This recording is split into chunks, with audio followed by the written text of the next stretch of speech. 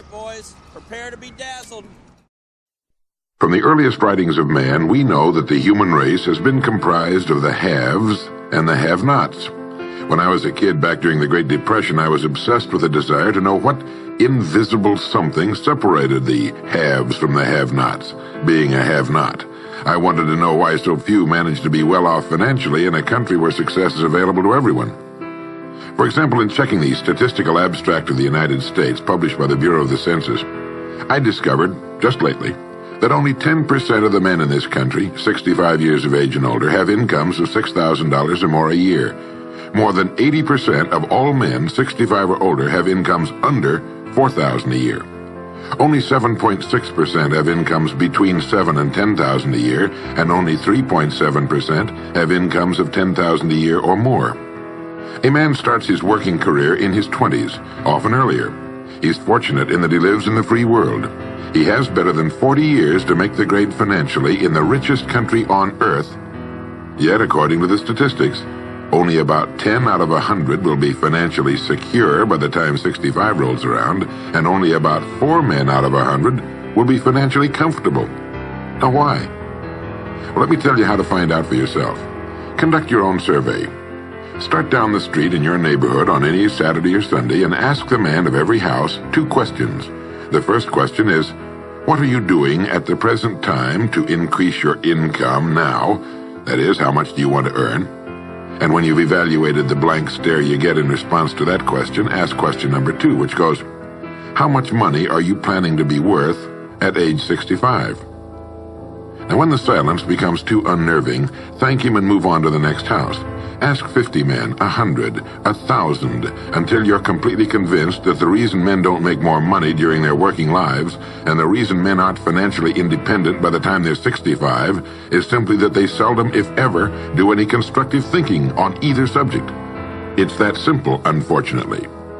The reason it's so easy to earn far more money than the average man earns in this country is that so very few, are going about it the right way.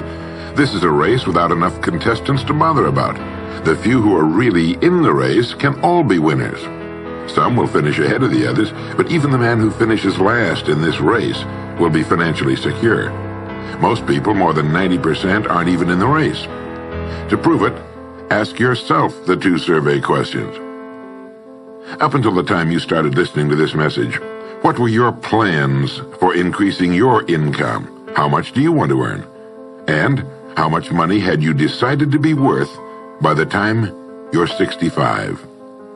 You see, people who earn large incomes aren't lucky, and they're not crooks as those without money are so fond of pretending, nor are they endowed with more brains or talent necessarily than their friends and neighbors, nor are they privy to occult secrets, and only a very few were lucky enough to have had rich fathers or grandfathers. Most of the people earning the big incomes today started the same way you and I did, and most other people. The only difference between the men who earn big incomes and those who earn small incomes is that those earning big incomes decided to earn more. They're the people who made it their business to earn more. You see, a woman who does not think about baking an apple pie for dinner tonight will never think of looking up the recipe for apple pie. Without the decision for pie, there's no motivation for checking out the recipe. A man who does not think about driving his car to St. Louis, Missouri or Nacogdoches, Texas will never get road maps which show how to get to St. Louis or Nacogdoches. And a man who never decides to earn more money will never think of learning how, of looking up the rules for earning more money. You see, people do what they make up their minds to do. So get rid of the ancient superstition once and for all that people who earn big money are special people, or lucky, or get the breaks, or had money to begin with, or knew someone, or are smarter, or anything else. These are alibis. They can all be disproved 1,000 times. The reason there are so many of these alibis around is that men who fail to make the grade financially are seldom honest enough to just admit that they really didn't try and keep trying. So in order to justify their failure, in order to remain seated, they dream up and pass along these old alibis. We're all self-made, but only the successful will admit it. I once had occasion to visit Charleston, South Carolina. I'd never been there before, so I hired a taxi to drive me around the historic old town. I particularly wanted to see the battery where that famous shot was fired on Fort Sumter. Along this beautiful drive, some of Charleston's oldest and finest homes look out over the bay. I commented to my cab driver on what lovely homes they were, and he said, yes, some of those homes have 40 rooms. And then he thought a moment and he said, and every one of them is owned by a crook. This is how the have-nots justify themselves and their lot in life. I didn't say anything because I didn't feel I was entitled to advise him or try to straighten out his thinking. This is a free country where as long as he doesn't hurt others, everyone has the unalienable right to be just as wrong as he wants to be. As Thomas R. Lounsbury, the American scholar and educator, put it, we must view with profound respect the infinite capacity of the human mind to resist the inroads of useful knowledge. My taxi driver and men and women like him all over the world have been kidding themselves and holding themselves down and refusing the bounty and abundance of the world for centuries. Knowledge is available to everyone. We can either listen to those qualified to teach us, or we can go along with those ancient stumbling blocks we get from people who don't know any more than we do.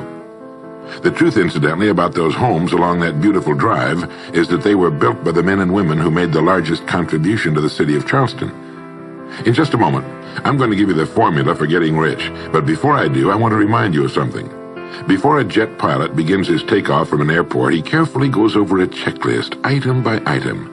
He does this not only because it's required by law, but because he cannot afford to trust so important a job to his memory alone. He has another checklist that he goes over just as carefully before he begins his letdown at his destination. He does this without fail every time he takes off and every time he lands. Well, I think living successfully is as important as flying an airplane. And because of this, I think each of us needs a checklist too. And that's why there's one included with this cassette. We need a checklist to go over item by item before we take off in the morning and before we drop off to sleep every night. So I want to recommend that you affix the checklist to your bathroom mirror. Stare at it as you brush your teeth in the morning and stare at it again as you prepare for bed at night. Go over each item, and as you do, think of what each item represents. Now here's number one. It's the formula for getting rich. It also explains why you're in your present position, whether you're earning $6,000 a year or $16,000 or $60,000 or $600,000. It applies to every adult, whether he's employed or unemployed. It applies to the richest man and to the poorest, and every person in between. And here it is. Our rewards in life will always be in exact proportion to our contribution, our service. Now that's what the formula means as the first item on your checklist. Memorize it. Our rewards in life will always be in exact proportion to our contribution, our service. Listen to it, think about it until you know it emotionally as well as intellectually. It might give you some slight feeling of superiority to realize that there's probably not another man within a mile of where you live who knows it. You can add it as a question on your survey if you want proof of that. If you want it in another form, here it is as it applies to a man's job. It's the same thing really, the same thing applies, but you can express it differently. The money you're paid by the company you work for will always be in direct ratio to the need for what you do, your ability to do it, and the degree of difficulty involved in replacing you. Maybe you want to write the formula down in both of its forms and think about it until it's as much a part of you as your name. The reason it isn't spelled out on your checklist is because you might not want everyone to know what you're up to. The checklist is valuable only to a person who knows what the words really indicate. All right, you've got the formula. As you think about it, its meaning will become clearer to you. With the formula, there are two rules which must be applied to properly use it. This formula, together with the two rules, is your recipe or your roadmap to earning all the money you really want. Now let's take a look at item number 2 on your checklist. And I'm serious about your putting this checklist on your mirror. You'll notice it's pressure sensitive. Item number 2, the gold mine. The Pulitzer Prize-winning playwright Archibald MacLeish in his play The Secret of Freedom wrote, "The only thing about a man that is a man is his mind. Everything else you can find in a pig or a horse." Strong words, aren't they? But as long as you live, you'll never hear a truer statement. The key to every human being's success lies in his mind, the gold mine between his ears. One idea can make you rich. A lot of good ideas can move you steadily upward in the work you do, and ideas are free. Now just think, there's nothing now being done commercially that will not be done better, much better in the years ahead. Next year's homes and most of what's in them will be better than this year's. Next year's cars will be better. Next year's manufacturing, distributing, marketing, and selling and advertising should be better. Nothing is now being done as well as it must be done in the future, and every innovation, every new improvement will be somebody's brainchild. Now, what's your specialty? How many good ideas have you come up with during the past year? If you continue on as you have in the past, where will you be and what will you be earning, say, a year from now, 5 years from now? Every day of our lives, we walk or drive by more opportunity than we could develop in a lifetime, in 50 lifetimes. Back in the 20s, Sinclair Lewis wrote that you can kidnap a man, blindfold him, take him to any city in the country with a couple of notable exceptions, put him in a chair in the downtown area, take off his blindfold, and he could sit there a week and not be able to tell you what town he's in.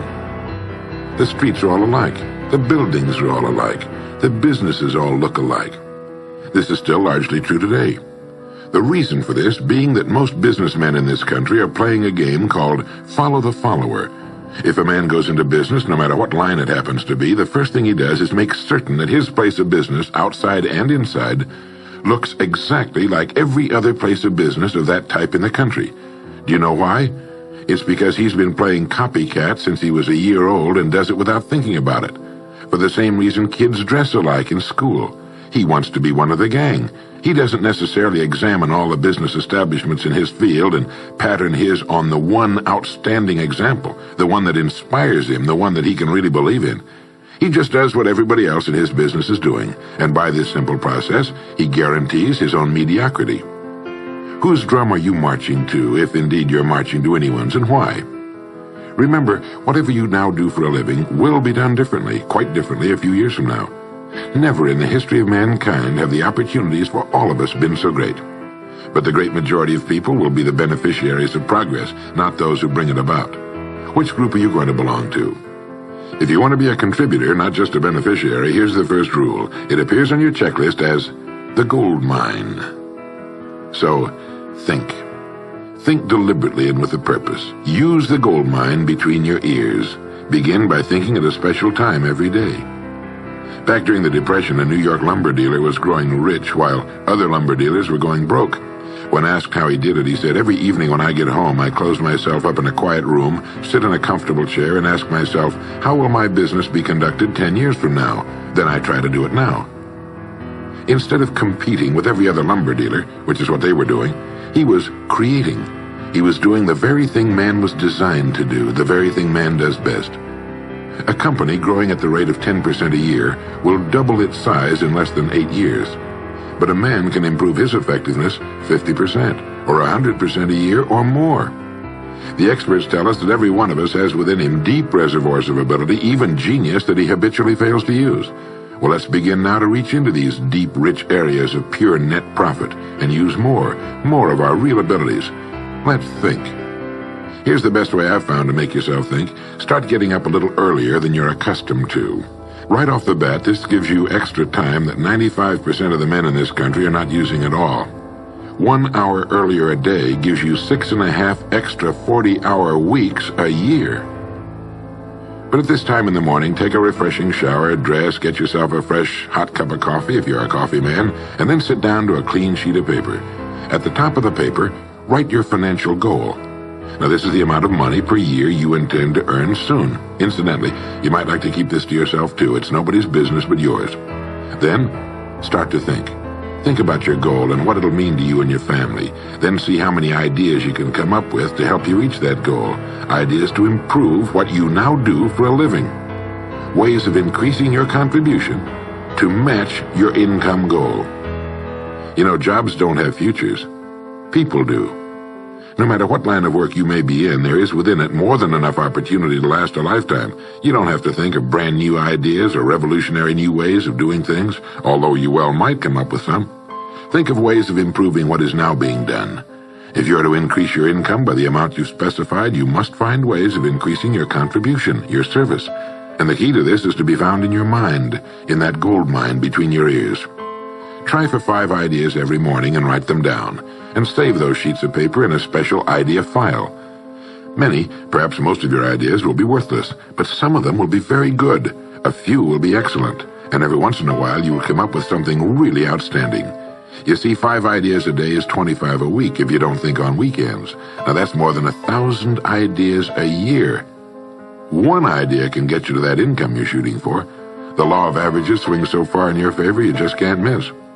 Try to develop a sense of expectancy. That is, try to hold the feeling that the goal you're shooting for is a sure thing, and that it's only a matter of time before it's realized. You know, Henry Ford didn't start making cars until he was 45. A friend of mine started a new company at 65. He's still going strong, and his new company has sales of better than $300 million a year.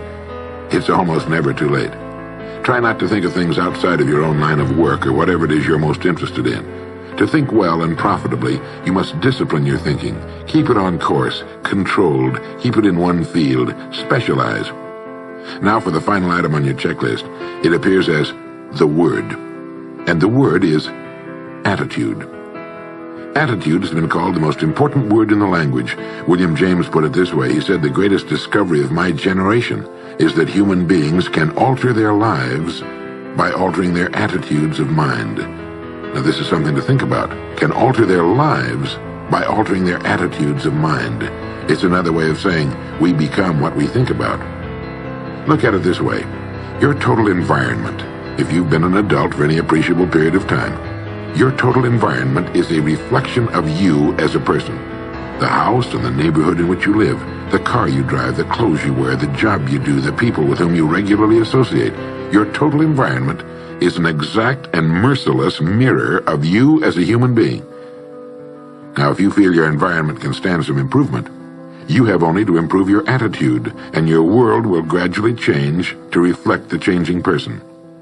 Here's how to change your attitude. Beginning now, begin to act as would the person you most want to become. Now that is, if you were already in possession of the goal you're shooting for, how would you conduct yourself in all of your affairs?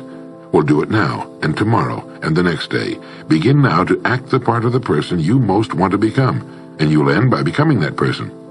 Subtly, in little ways, in the way you dress, in the way you talk, in the unfailing courtesy you show to every person with whom you come in contact, begin to act the part of the person who has already achieved that which you're shooting for. The German philosopher Goethe gave us the secret when he said, before you can do something, you must first be something. When you behave like the person you most want to become, the things that person would have will tend to come to you. It's simply cause and effect. Don't be in too big a hurry. It takes longer to build a skyscraper than a chicken coop. Build slowly, steadily, and well. Then when you make it, you'll keep it. You'll stay on top. Always be suspicious of the so-called get-rich-quick scheme or sudden success. Never forget that word, attitude. It's your attitude toward the people with whom you come in contact that will determine their attitudes toward you. The person with a great attitude toward life and the world is the person other people call lucky. He's not lucky. He's just using our old friend, cause and effect. His causes are excellent, and his effects have to be just as good. Well, that's it. 3 things to remember. 3 things to practice every day. If you spent 16 hours a day, 7 days a week practicing your golf swing, in a relatively short time you'd have a grooved, beautiful swing like the pros. So practice your new attitude every day, every waking hour. Practice thinking a few minutes every morning, and you'll find yourself thinking all day long. And remember the formula. Our rewards in life will always be in exact proportion to our contribution, our service. Go over the ideas in this message every day until they're as much a part of you as your name and your temporary address. You'll notice that each time you listen, you'll hear something new. You'll get a new idea you failed to get before. This is Earl Nightingale, and thank you.